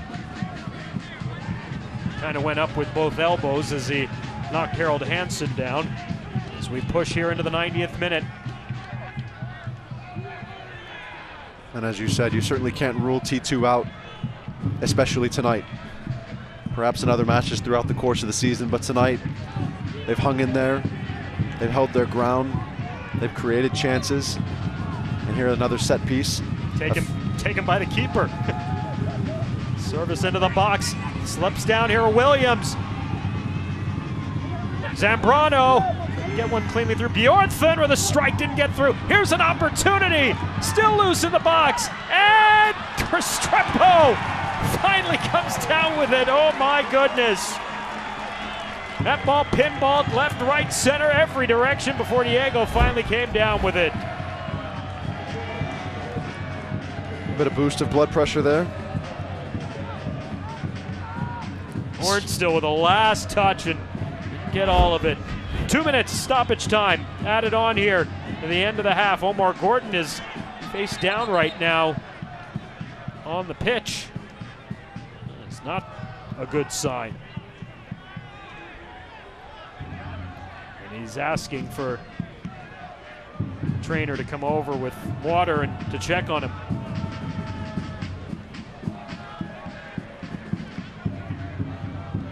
We'll hope this is more gamesmanship than not, but that's definitely significant contact to the head, both players. Bjornson up there with a tough challenge. The back of Omar Gordon's head.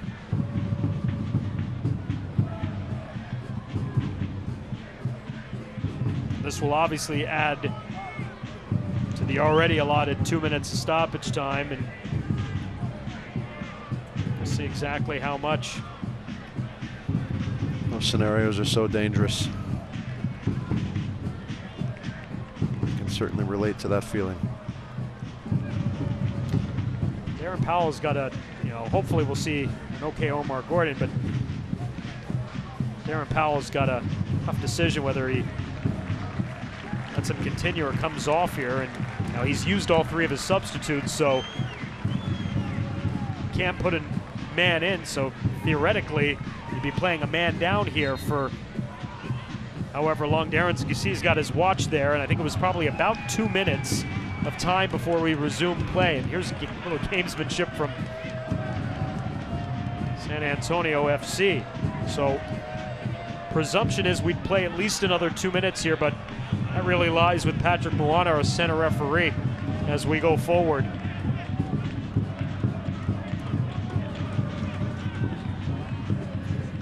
Tuiloma upfield. Orange still over the top, looking for Mohamed. Viaga clearance out.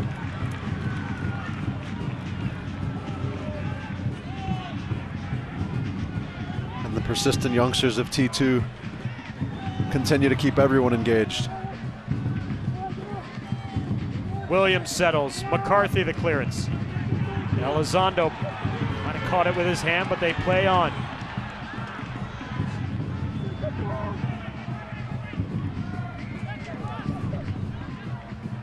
Williams again along outside. Tuiloma gives it a go, but that one's easily taken off the pitch by Restrepo. Maybe a minute left here of stoppage time.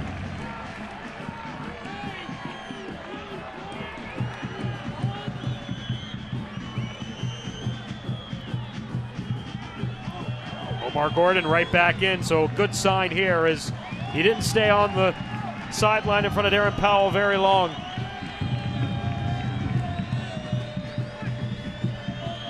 San Antonio FC fans can certainly taste it, and there are the three whistles. San Antonio FC continues what has been a historic season.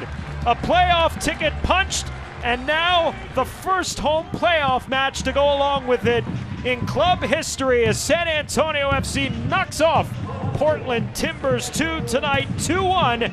San Antonio FC will host a USL quarterfinal matchup here at Toyota Field Saturday, October 21st at 7:30. Tickets will go on sale Friday at 10 a.m. As always, for more information, call 210-4445-MLS or go to sanantoniofc.com. Lance and I will come back, wrap this one up from Toyota Field. It's a huge 3 points for San Antonio FC as they knock off T2 tonight, 2-1. Back after this on Fox Sports Southwest.